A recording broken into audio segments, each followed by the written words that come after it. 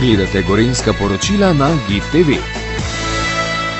Februarja obeležujemo Dan kulture in midva z Jakobom Škoficem sva se en dan prej odpravila in se oglasila v rojstni hiši Janeza Jalna, kjer nas je prijazno sprejel njihov skrbnik Janez Mulej, ki zdaj skrbi za tole hišo, je pa tudi nečak od Janeza Jalna. Jani, lepo pozdravljen. Ja, pozdravljena Klementina in pa seveda tudi vam, televizijcem Gorenjske. Pogled, jaz sem pranečak sicer, ne? Pri pisatelju Jalnu sem se rodil, z njim odraščal, vse do moje šolskih obveznosti. Torej, vzgajal me je v rani mladosti, navezala sva izredno korektne odnose, bila prijatelja, tako da mi je zapustil to zapuščino, v kateri sem postavil v njegov spomin tale muzej. In ta muzej sovpada v pot kulturne dediščine. No, tako kot ste že začel, da je kaj lepega napisal, tukaj so se rodile različne zgodbe. Če pogledava kar nekaj zanimivih knjig, ki jih je napisal Janez Jalen, Bobri so ena taka zelo zanimiva, pa še druge. Ja, Bobri so pravzaprav njegov hit, ne?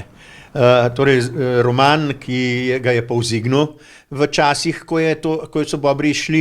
To so bila tista medvojna in takoj zgodna povojna obdobje, so bili Bobri najbolj brano literarno delo na Slovenskem. No, Bobri pravzaprav, ja, so tako zanimivi, da se v njih marsikaj dogaja. Pred kratkim je izšel strip za mladino, pred kratkim sem dobil tudi scenarij strani pokojnega režiserja Vinca Anžlovarja za filmsko priredbo Bobrov.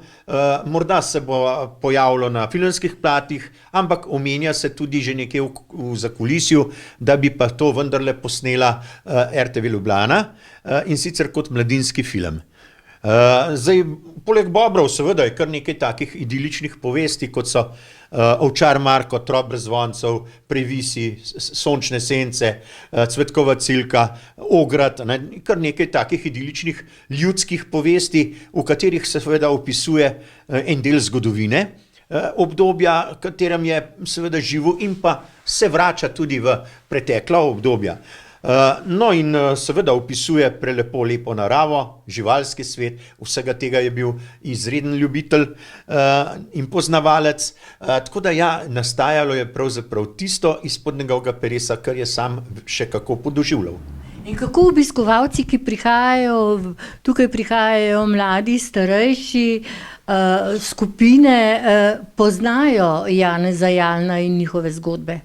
No, torej starejše generacije ga ni starejšega, ki Jalna ne bi prepoznaval. Ampak mlajši pa občasno, se pravi v vseh skupinah, kar jih pride, vedno se najde vsaj 10% tistih, ki so že prebirali Bobre. Ostalih povesti malo manj poznajo.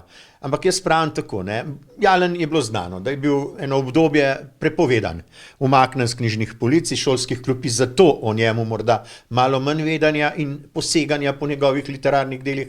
Ampak vendarle, če bojo Bobri enkrat pokazani na filmskem platnu, pa se bo ta želja po branju Jalnovih literarnih del morda povečala.